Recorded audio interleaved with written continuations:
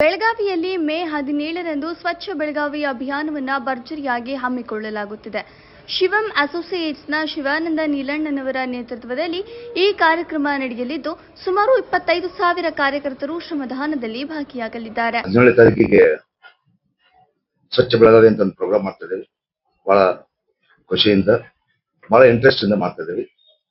Belagavi clean city ಆಗಬೇಕು, ಬೆಳಗಾವಿ ಹಸಿರು city ಆಗಬೇಕು, ಬೆಳಗಾವಲ್ಲಿ ಸುಗಮ ಸಂಚಾರ ಆಗಬೇಕು, ಜನಗಳಿಗೆ ತಿಳುವಳಿಕೆ ಹೇಳುವಗೋಸ್ಕರ ಈ ಪ್ರೋಗ್ರಾಮ್ ಮಾಡ್ತಾ ಇದ್ದೀವಿ.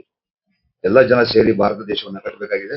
ಇದು ಬೆಳಗಾವಿಯಿಂದ ಸ್ಟಾರ್ಟ್ ಮಾಡ್ಬೇಕಂತ ಅನ್ಕೊಂಡಿದ್ದೀನಿ. 17ನೇ ತಾರೀಕಿಗೆ ಸುಮಾರು ಒಂದು 25,000 ಜನ ಸೇರಿ ಬೆಳಗಾವಿಯನ್ನ ಸ್ವಚ್ಛ ಮಾಡೋರಿದ್ದೇವೆ. ಸ್ವಯಂ ಪ್ರೇರಿತವಾಗಿ ಎಲ್ಲರೂ ಖುಷಿಯಾಗಿ ಇದನ್ನ ಬೆಳಗಾವಿ ಸಿಟಿಯನ್ನು ಕ್ಲೀನ್ ಮಾಡೋರಿದ್ದೇವೆ. ಇದಕ್ಕೆ ಸುಮಾರು ಒಂದು 5,000 ಜನ ಭಾರತ ದೇಶದ ವೀರರು, ಯೋಧರು. ಶಿವಾನಂದ್ ನೀಲಣ್ಣರವರ ಮೇ 17ರಂದು ಬೆಳಗ್ಗೆ 8 ಗಂಟೆಯಿಂದ ಮಧ್ಯಾಹ್ನ 12 ಗಂಟೆಯವರೆಗೆ ನಗರದಲ್ಲಿನ ವಿವಿಧ ಪ್ರದೇಶಗಳಲ್ಲಿ ಸ್ವಚ್ಛತಾ ಕಾರ್ಯ ನಡೆಯಲಿದೆ. ಬಳಿಕ ಕಾರ್ಯಕರ್ತರಿಗೆ ಭೋಜನ ವ್ಯವಸ್ಥೆ ಮಾಡಲಾಗಿದೆ. ರಾತ್ರಿ ಸರ್ದಾರ್ ಮೈದಾನದಲ್ಲಿ ಮನೋರಂಜನಾ ಕಾರ್ಯಕ್ರಮ ಕೂಡ ನಡೆಯಲಿದೆ. ಬೆಳಗಾವಿ ನಾಗರಿಕರು ಹೆಚ್ಚಿನ ಸಂಖ್ಯೆಯಲ್ಲಿ ಭಾಗವಹಿಸಿ ಸಹಕರಿಸಬೇಕು. ಒಟ್ಟಾರೆ ಸ್ವಚ್ಛ ಬೆಳಗಾವಿ ಅಭಿಯಾನವು ನಗರವನ್ನು ಸ್ವಚ್ಛ ಮತ್ತು ಹಸಿರಾಗಿಸಲು ಮಹತ್ವದ ಹೆಜ್ಜೆಯಾಗಿದ್ದು, ಸಾರ್ವಜನಿಕರು ಹೆಚ್ಚಿನ ಸಂಖ್ಯೆಯಲ್ಲಿ ಭಾಗವಹಿಸುವಂತೆ ಸಂಘಟಕರು ಮನವಿ ಮಾಡಿದ್ದಾರೆ.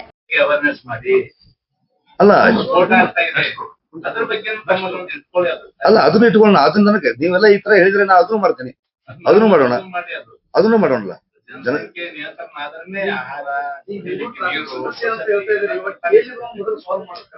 ನಮ್ಮ ದೇಶದಲ್ಲಿ ಕುಡಿಯುವ ನೀರಿಗೆ, ತಿನ್ನುವ ಅನ್ನಕ್ಕೆ ಹೊಟ್ಟೆ ಕಡಿಮೆ ಇಲ್ಲ.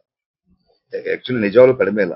ನಾವು ಟ್ರಾಫಿಕ್ ಎಲ್ಲ ಮಾಡ್ಕೊತ ಜನಗಳು ಯಾವ ರೀತಿ ಅಂತಂದ್ರೆ, ಒಂದೇ ಕಡೆ ಈಗ ಬೆಂಗಳೂರು ಅಂತ ಮೆಟ್ರೋ ಸಿಟಿಯಲ್ಲಿ, ಮುಂಬೈಯಲ್ಲಿ ಒಂದೇ ಕಡೆ, ಅದು ಬಿಟ್ಟು ಬೇರೆ ಕಡೆ ಶಿಫ್ಟ್ ಆಗ್ಬೇಕು ಅವರೆಲ್ಲ.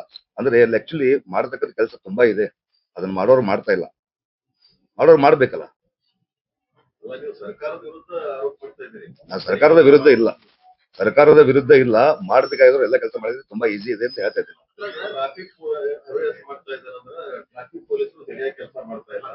ಅಲ್ಲ, ಟ್ರಾಫಿಕ್ ಪೊಲೀಸರು ಸರಿಯಾಗಿ ಕೆಲಸ ಮಾಡ್ತಿದ್ದಾರೆ. ಯಾಕೆ ಮಾಡ್ತಾರೆ?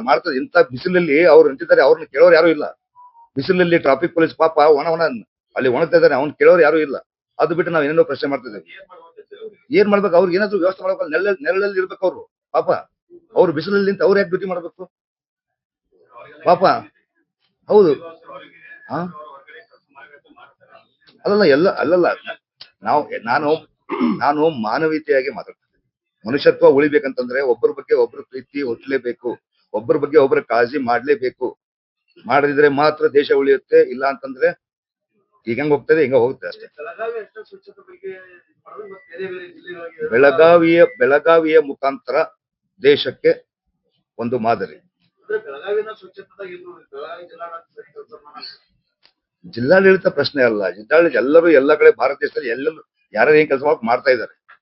ಅದನ್ನ ಮೀರಿ ನಾವು ಹೆಚ್ಚು ಮಾಡ್ಬೇಕಂತೇಳಿ ಜನಪ್ರತಿನಿಧಿಗಳು, ನಾವು ಜನಗಳ ಇನಿಷಿಯೇಟಿವ್ ತಗೋತಾ ಇದ್ದೇವೆ. ಇವಾಗ ನಾವು ಭಾರತದ ದೇಶದ ಪ್ರಜೆ ಅಂದ್ಮೇಲೆ ನನಗೂ ಕಾಳಜಿ ಇರ್ಬೇಕಲ್ಲ ದೇಶದ ಬಗ್ಗೆ. ನಾವು ಒಬ್ಬ ಇನಿಷಿಯೇಟಿವ್ ತಗೊಂಡಿದ್ದೀನಿ. ಈಗ ಬಹಳಷ್ಟು ಜನಕ್ಕೆ ಉದ್ಯೋಗ ಕೊಡಿಸಿದ್ದೀನಿ, ಇನ್ನೂ ಕೊಡಿಸುವಂತ ಪ್ರಯತ್ನ ಮಾಡ್ತೀನಿ. ರೈತರಿಗೆ ಸಹಾಯ ಮಾಡ್ಲಿಕ್ಕೆ ಮುಂದಾಗಿದ್ದೀನಿ ಬಹಳಷ್ಟು. ಈಗ ನಂದು ಶಿವಂ ಇಂಪೋರ್ಟ್ ಎಕ್ಸ್ಪೋರ್ಟ್ ಬಿಸ್ನೆಸ್ ಇದೆ.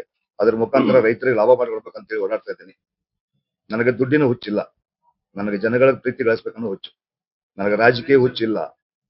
ನನಗೆ ದೇಶ ಪ್ರೇಮ, ಪರಿಸರ ಪ್ರೇಮಿ, ಪ್ರಾಣಿ ಪಕ್ಷಿಗಳನ್ನ ಪ್ರೀತಿ ಮಾಡುವಂತ ವ್ಯಕ್ತಿ.